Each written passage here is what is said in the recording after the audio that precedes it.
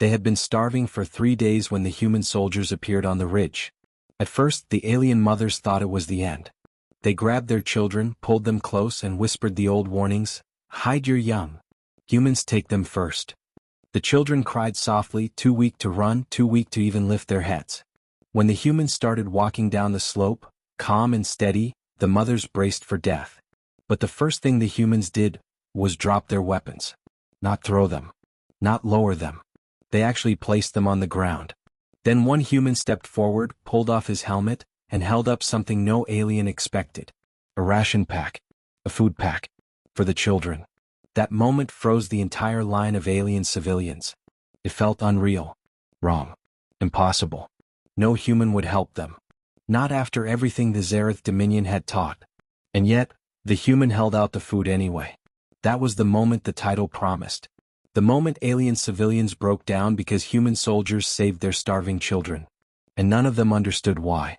The march had begun at dawn, when the last of their settlement burned behind them.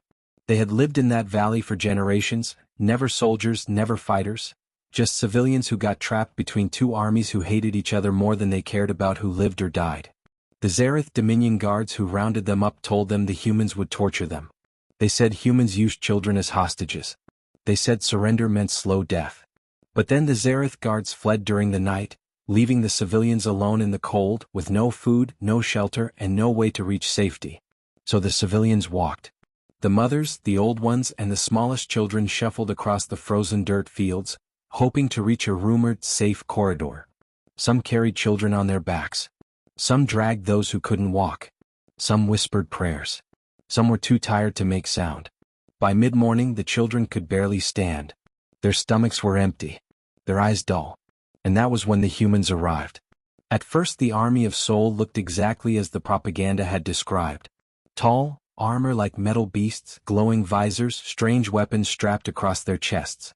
To the civilians they looked more machine than flesh. More monster than man. The alien elders screamed for everyone to hide their children. Mothers crouched low, covering their little ones with weak arms. Humans spread out, forming a half-circle around the civilians. No shouting. No threats. Just quiet movements, careful steps. A human medic raised both hands slowly, palms open. His translator drone hovered beside him, humming as it synced. A soft voice played through it. "We are not here to harm you. Your children are starving." The aliens didn't move. They were certain it was a trap. The medic lowered to one knee and placed a ration pack on the ground. Then another. Then another. He pushed them forward gently with one hand. And then, he backed away. He didn't touch anyone. He didn't come closer. He didn't even look directly at the children, as if trying not to scare them. The children stared at the food, barely breathing. The mothers didn't trust it. They didn't dare. Then a small boy collapsed. He didn't fall slowly. He crumpled like his body had finally given up trying to pretend it had strength. His mother screamed, dropping to her knees, lifting his face with shaking hands. His eyes fluttered closed. His breath was thin and weak. She looked up at the humans with pure terror. "Please," she whispered. "Don't hurt him. Please." The human medic didn't hesitate. He walked forward, not fast, not aggressive, but steady. He held a water pouch in one hand and a nutrient bar in the other. He stopped a full meter away, lowered to a crouch, and placed both items on the ground. Then he slid them closer with 2 fingers. No touch. No grab. No force. The mother's hands trembled as she reached for the water. She lifted it to her son's lips. He drank with small gulps that sounded like tiny sobs. The human medic didn't move until the boy swallowed the whole pouch. Mothers along the line watched in silence, their fear cracking, their certainty shaking. This wasn't what enemies did. This wasn't what monsters did. Humans stepped forward again, carrying small crates. They opened them slowly so everyone could see inside. Food packets. Warm blankets. Water tanks. Medical kits. They placed everything on the ground and backed away again. The translator drone spoke once more. "Take what you need. We will not harm you." For a long time no one dared move. They were frozen between instinct and hunger. Then a little girl crawled forward. Her mother reached to stop her, but she was too slow, too tired. The child picked up a ration pack with shaking hands, sniffed it, and then took a small bite. She burst into tears at the taste. Not because it hurt. but because she had forgotten what warm food felt like. Other children began crawling toward the crates. Mothers didn't stop them. They watched with wide, terrified, broken expressions as their children ate. Some mothers cried silently. Some held their faces in their hands. Some whispered, "What? Why would they do this?" A human soldier walked by and gently placed a folded blanket beside a sleeping infant. He didn't linger. He didn't wait for thanks. He simply set it down and moved on. And that was when the first alien civilian broke down completely. An older woman, skin thin and pale, dropped to her knees and sobbed into her hands. She kept looking at the humans, then at the children, then back at the humans again. Everything she had believed about them was wrong. Everything she had feared was shattered. Humans weren't here to punish them. Humans weren't here to take children. Humans were here to save them. And she had no idea why. Kethra woke to the sharp clang of metal against metal, a sound that sliced through sleep like a blade. For a moment she didn't remember where she was. Not the camp. Not the bunker. Not the hollowed-out supply pit where she'd spent 3 nights buried beneath her children to keep them warm. She was in a human shelter, solid walls, sealed air vents, a heating system that hummed with a strange mechanical heartbeat. Her eyes snapped open. Both children were still asleep beside her on the cot, their thin limbs tangled like saplings leaning on each other for support. Kethra brushed a hand over their foreheads, checking for fever. They were warm. Federal breathing steady. Still alive. The thought alone made her throat tighten. The door slid open and she jerked upright instinctively, shielding the children with her body. A human stepped in. Same soldier as before. Same heavy boots, same rough jacket, same tired eyes. "Easy," he said, raising his hands slightly. "It's breakfast." Kethra didn't understand the words fully, just tone, gesture, and the tray of steaming rations in his hands. The scent, thick broth, cooked grain, something rich she hadn't smelled in months, hit her like a physical blow. Her stomach cramped. Her fangs ached. She hated the way her instinct lunged at the food. The soldier set the tray on a table and stepped back a full pace. A gesture of respect? Or caution? She wasn't sure. Humans were unpredictable. He pointed at the food. "Eat." Her daughter stirred first, eyes fluttering open, then widening at the sight of the tray. Hunger moved across her face so fast that Kethra felt it like a stab. She pulled the child closer, fighting the reflex to snatch the food and tear into it like an animal. But the soldier didn't move. Didn't threaten. Didn't rush. He only nodded. So she reached for the tray, slowly, calculating every movement, as if at any moment it might be snatched away. The children ate first. They devoured the broth in trembling sips, then scraped every last grain from the bowl with their fingers. Kethra forced herself to wait before taking her portion, but when she did, the warmth spread through her chest so quickly she almost gasped.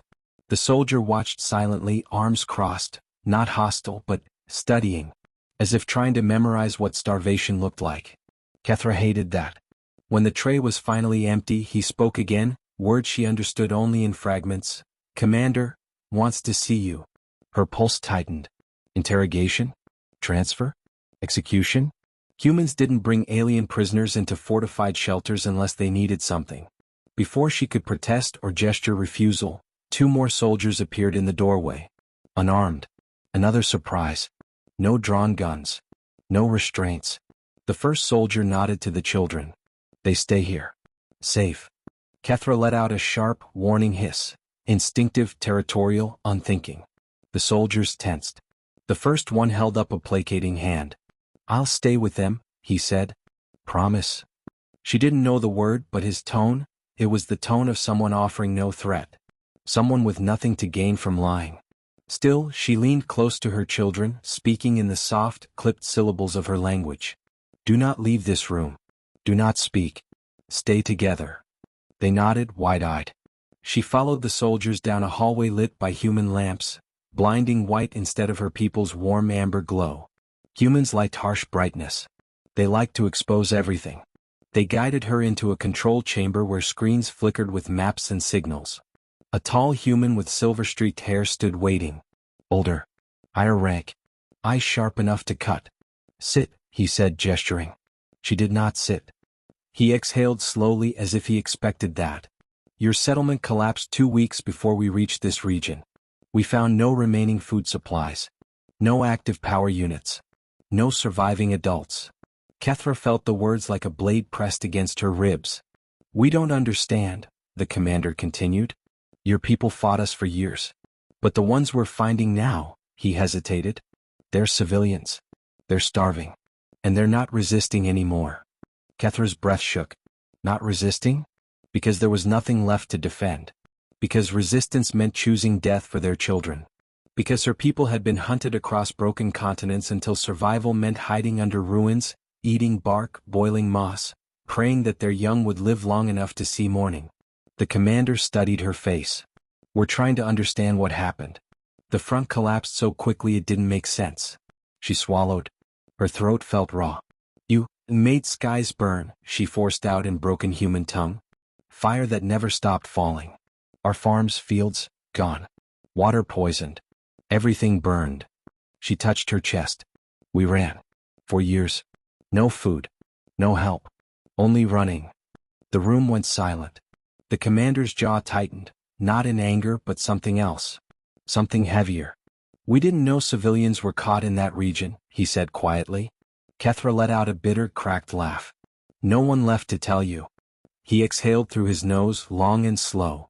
The kind of breath someone takes when the truth lands like a punch. After a moment he spoke again. Your children, both of them, are malnourished. But treatable. We can help them. We want to help them. Kethra's stomach clenched around fear and hope in equal measure. Hope was more terrifying. The commander leaned forward slightly, folding his hands. But I need to know something.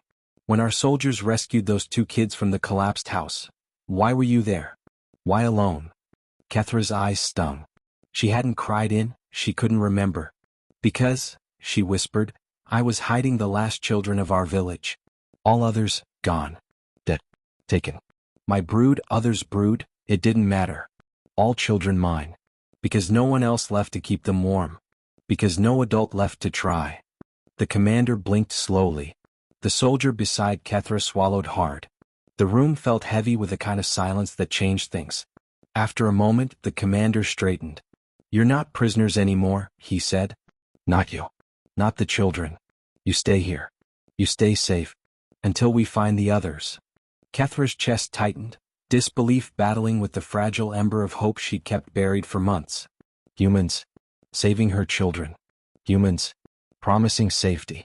Nothing in her world made sense anymore. But for the first time in a long time, she wanted to believe it.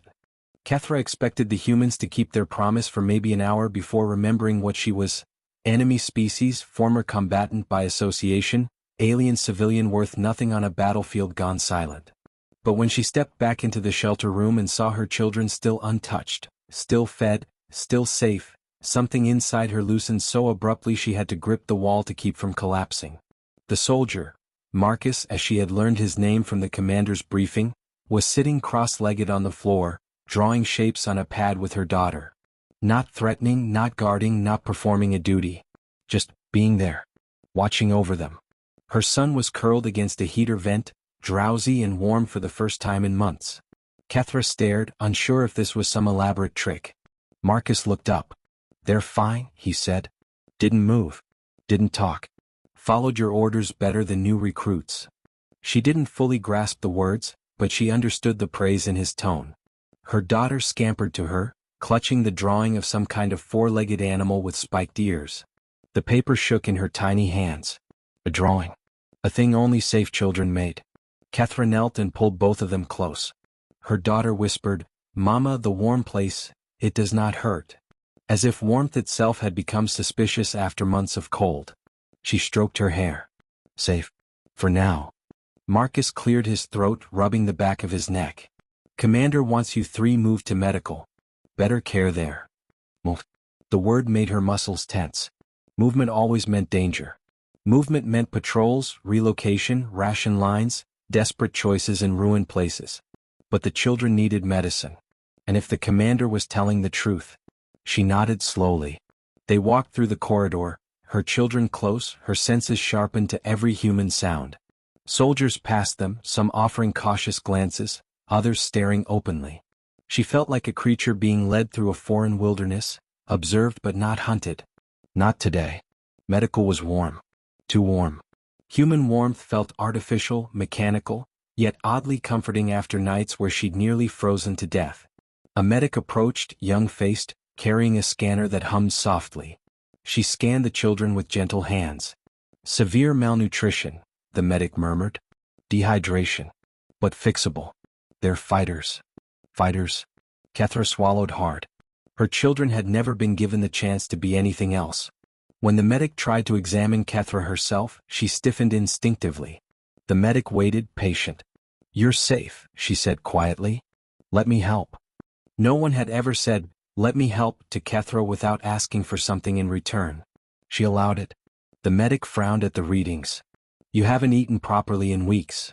Kethra shook her head. "Children eat. Always children first."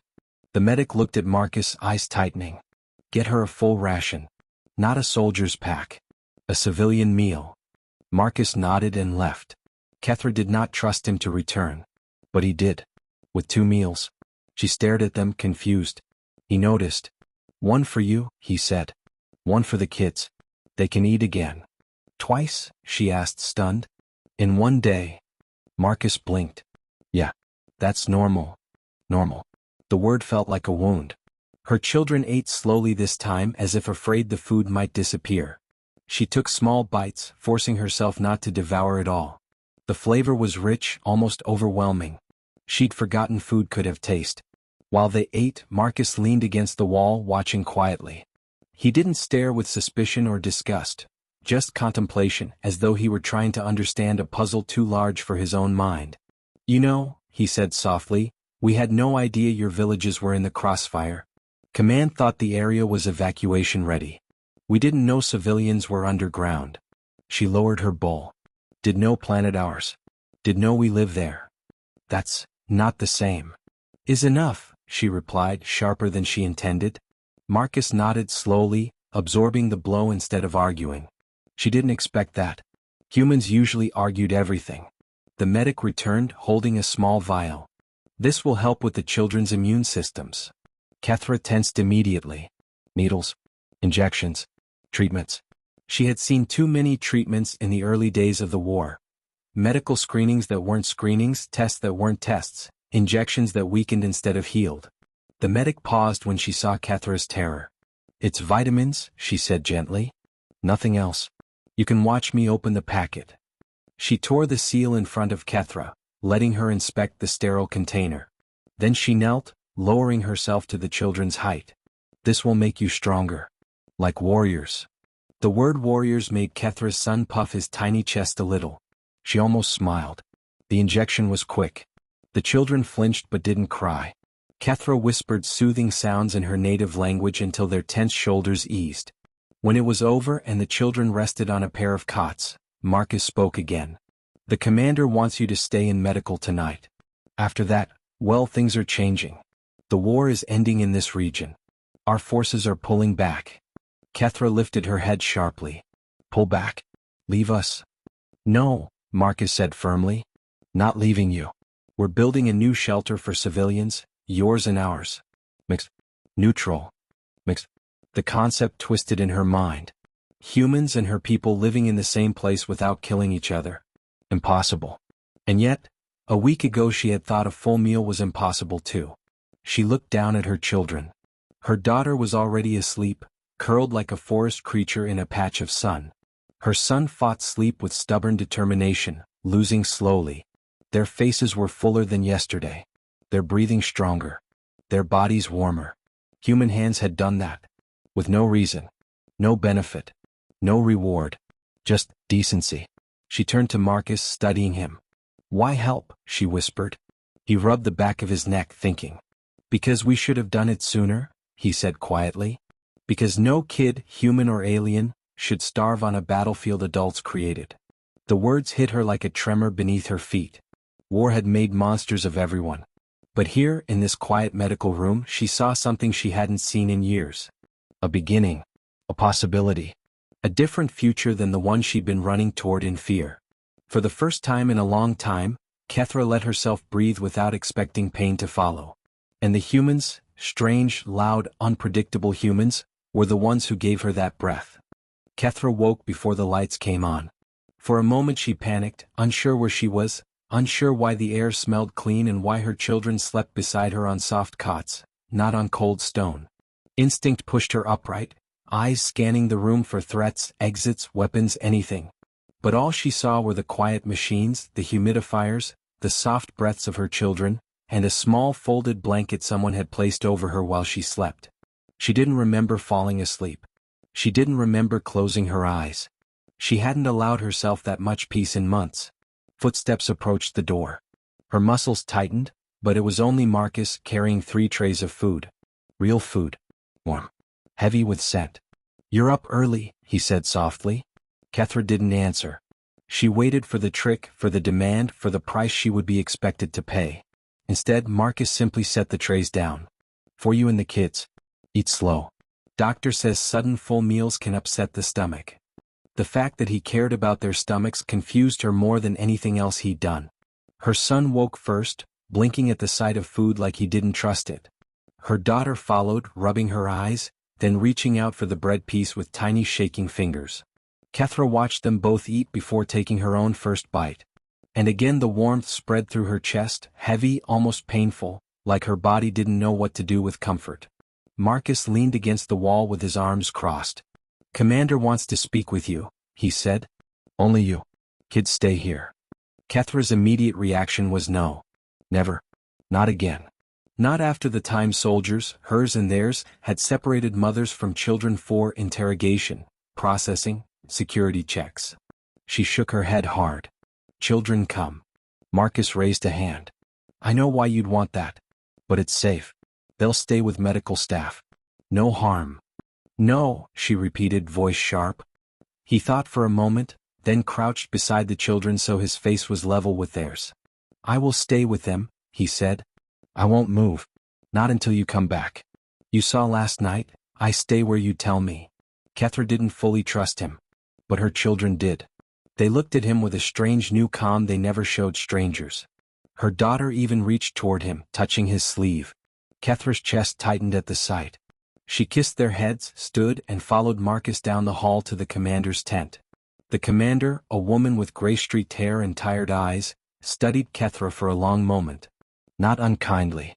More like she was measuring the weight of something fragile. "Your children will live," the commander said. "Our medics are certain." Kethra's throat tightened. Hearing the words spoken plainly made her dizzy. "We also have news," the commander went on.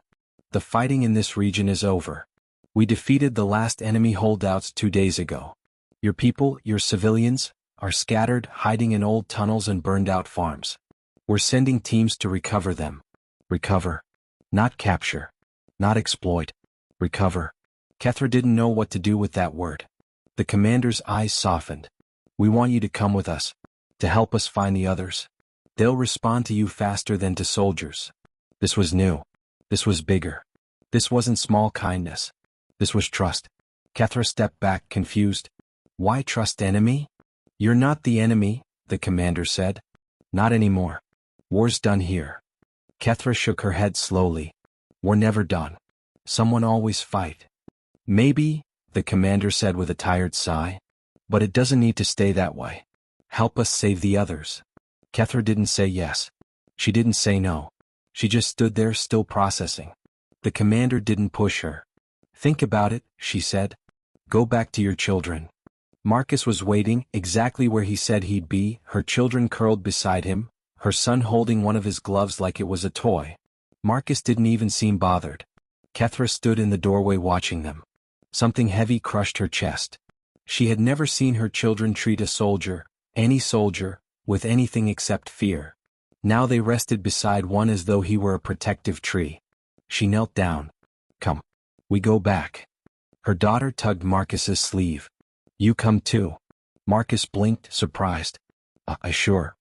As they walked, Kethra studied him, trying to understand his kindness. It was not weakness. She had watched the humans fight, brutal, efficient, fast.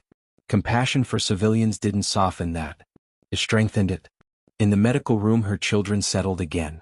Marcus watched over them while Kethra sat on the floor, letting her mind settle. He finally asked the question she had felt coming. What did the commander want? Kethra took a long breath. Want me help find my people? Marcus nodded slowly. Makes sense. They'll trust you. She trust me. I not trust myself. He tilted his head. Why not? Because, if I go back to tunnels they will ask what I did to survive. They will ask why humans did not kill me. They will think I betray them. Marcus's expression softened. Saving your kids isn't betrayal. To some, she whispered, it is. Silence filled the room. Heavy. Full of old wounds. Then Marcus said something simple. Something calm. Your people need someone brave. Someone who survived the worst of it. Someone who knows both sides. Why me? She whispered. Because you're still standing. The words hit deeper than she expected. For months she had been running, crawling, starving, breaking, yet somehow standing. And now, suddenly, standing mattered. Marcus continued, voice low. When we found you, when you were holding both kids even though you could barely walk, I thought, this is a fighter. Not a soldier. Something different. Something stronger. Kethra stared at him, unsure what to say. Praise felt strange on her skin. Her daughter tugged her sleeve. Mama, go help them. Come back. Children did not understand war the way adults did. But they understood kindness. They understood safety. They understood change. Kethra touched her daughter's cheek.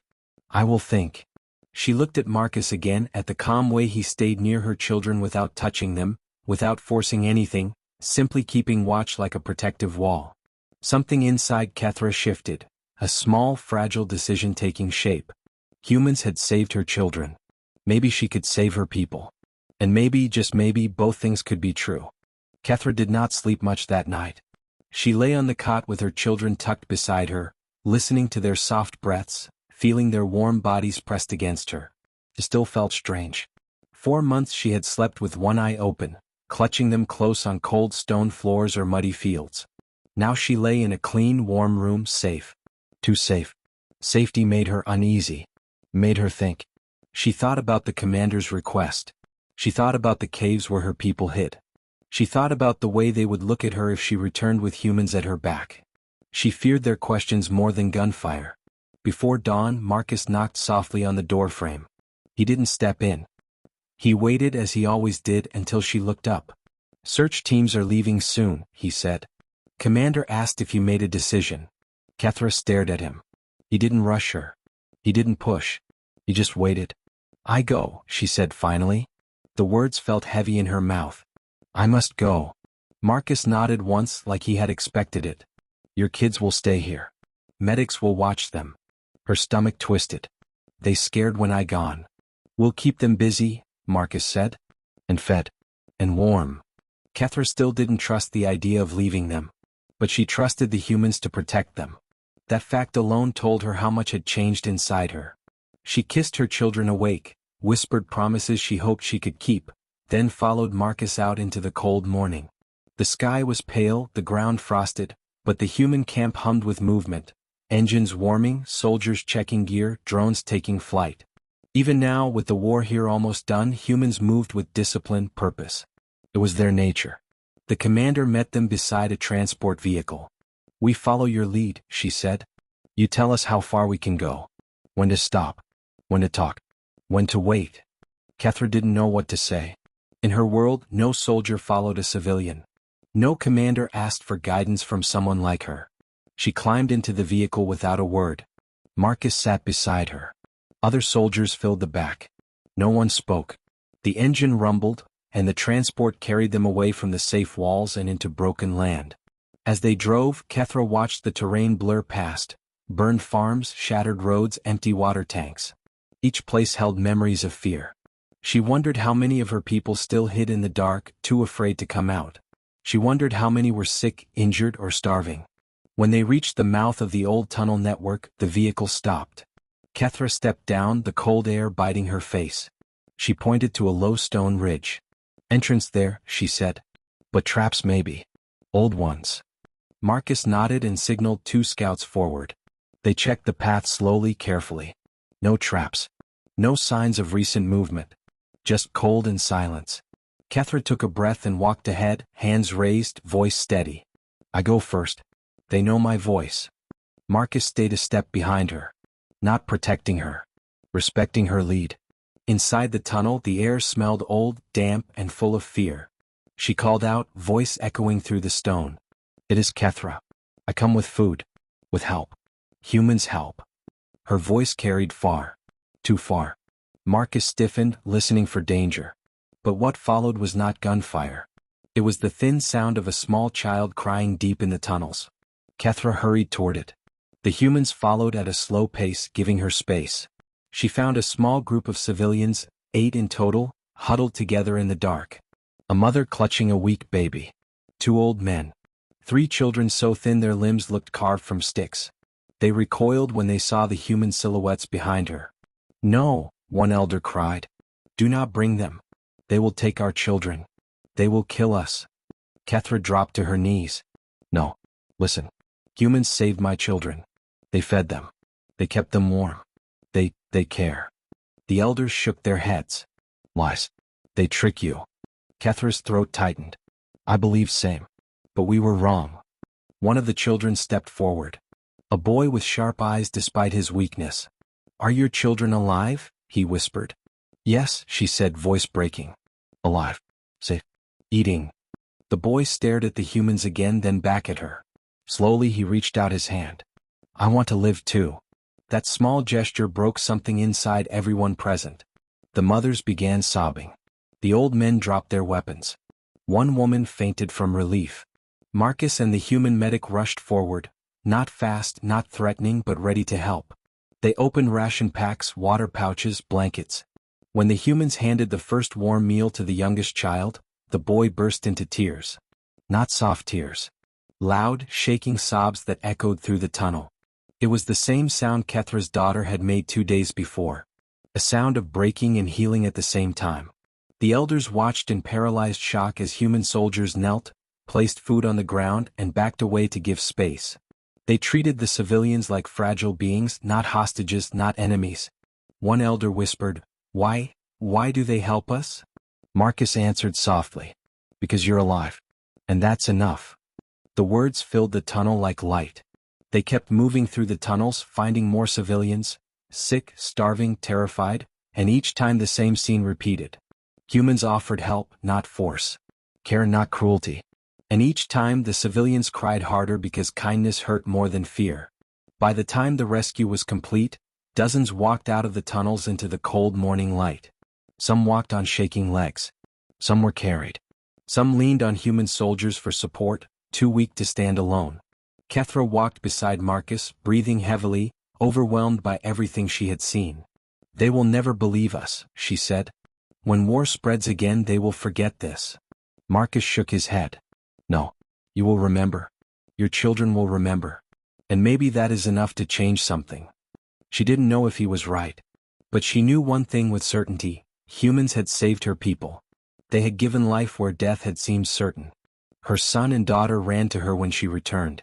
They threw their arms around her waist, laughing through tears. Kethra held them tight, staring at the humans around her. She no longer saw monsters. She saw strength. Real strength. A kind she had never been taught to fear. She whispered to her children, almost to herself, They saved us. All of us. Humans heard her. Marcus heard her. He said nothing. He didn't need to. The truth stood on its own. Humanity was terrifying, because when others chose cruelty, humans chose compassion instead. And nothing in the galaxy was stronger than that. The camp was louder that evening, but not with fear. With life. The rescued civilians, more than 40 of them, sat wrapped in blankets near heaters, eating warm meals, drinking clean water, speaking in soft voices like their throats were still learning what safety felt like. Children laughed weakly. Mothers cried over bowls of broth. Old men rested with their eyes closed, whispering prayers of thanks to gods humans did not know. Kethra watched it all from a distance, her heart both full and aching. She had believed her people were doomed. She had believed they would die unseen, unheard, forgotten in the dark tunnels. Now they lived because humans had reached for them instead of reaching for a trigger. She saw Marcus helping an elderly woman drink from a cup. He held the cup steady, patient, making sure she didn't spill. When she finished, she tried to give him a broken necklace from her neck. A gift, an offering. Marcus gently pushed it back. Keep it, he said. It's yours. The The woman cried harder. Kethra turned away before emotion choked her. She walked toward the boundary of the camp where stars hung low and bright above the horizon. For years she had hated the sight of those stars because they reminded her of the wars fought between them. Now they looked different, cold yes but honest. She didn't hear the commander approach until the woman stood beside her. "You did good today," the commander said. Kethra kept her eyes on the sky. "It was hard." "Hard things matter more," the commander replied. "You saved people. We couldn't have done it without you." Kethra let out a weak laugh. "I still do not understand you humans." The commander smiled faintly. "Good. Means we're doing something right." Kethra looked at her then. Really looked. The commander wasn't unscarred. Faint burns across her wrist. A limp in her left leg. Tired lines that only came from years of leading troops and watching them fall. But she carried herself with steady purpose. Not like a conqueror. More like someone who refused to become what war tried to make her. "Why do you help?" Kethra asked quietly. "Not just feed, not just shelter. You help with heart." The commander took a slow breath. "Someone once helped my people when we were starving. Long time ago. Different war. Different world. But I remember what it felt like to hold a dying child and have someone give me food instead of bullets." She paused. "Compassion doesn't erase war. But it keeps us human." Kethra swallowed hard. Her throat burned. Before she could speak, shouting echoed across the camp. Not angry shouting, more like surprise and excitement. Kethra and the commander hurried back. In the center of the camp, Marcus held a small child, one of the rescued ones, who had collapsed after standing. The child wasn't hurt, just exhausted. Marcus crouched with him in his arms until a medic arrived. The child's mother dropped to her knees, trembling. She touched Marcus's hand without fear. "Thank you," she whispered. "Thank you." Marcus gently passed the child to the medic.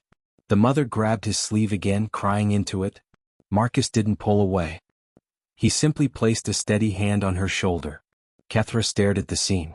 Something inside her chest broke open, spreading through her like a long-held breath she had finally released. People she had known all her life told her humans were monsters. Every broadcast, every lesson, every warning. Humans conquer. Humans kill. Humans do not feel. But she saw the truth now. Humans carried heavy weapons, yes. They fought fiercely. They won battles with fire and steel. But what terrified her most wasn't their fire. It was their choice. Their choice to lower guns. Their choice to kneel beside children. Their choice to feed instead of punish. Their choice to heal instead of harm. That choice was power. Real power. Power her people had forgotten. Her daughter ran to her, breathless. "Mama. Mama." She pointed at the rescued children slowly joining the others near the heaters. They said they thought humans would eat them. But humans made them soup. Kethra knelt and held her close. "I know," she whispered.